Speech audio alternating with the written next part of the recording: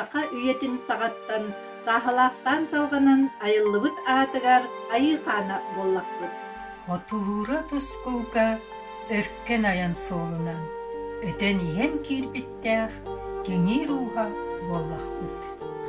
Ухун үйе тухары, ужорбутун уруну, уннубакка олоророр уран кайдыр боллақпыт. Ирбет томмут иитигер иитилләхтән олорор. Иренәхтир омуктар ие куттах сахалар. Айгыр селик сиригер, аяр тутар олоққа, айыллақтан түспүтү, айхалламын ылгыбын. Айылғауыт жөрете, аяр тутар айылғы, айы хере майкалақ, сахан жанын таптыйбын. Саскаларда сайыны, күлім көміс күхіні, кыры бар күхіні, сахам серен таптыбын.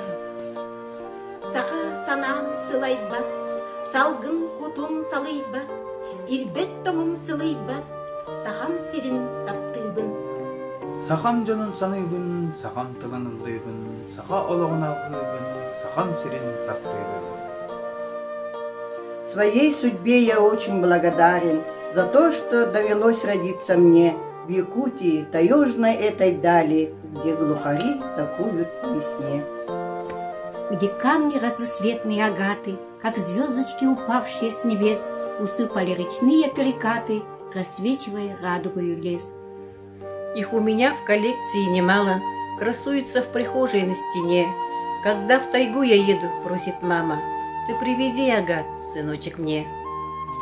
Богат наш край алмазами и пушниной. У нас есть то, что нет в других местах. Есть нефть и газ, и много древесины. Есть золото, что роют здесь в горах. Но главное богатство – это люди, что делает счастливее нашу жизнь. Всегда мы ими восхищаться будем и прославлять всех их героизм. Якутия, гордимся мы тобою. Здесь все народы, как одна семья. И все стихи, написанные мною, тебе лишь только посвящаю я.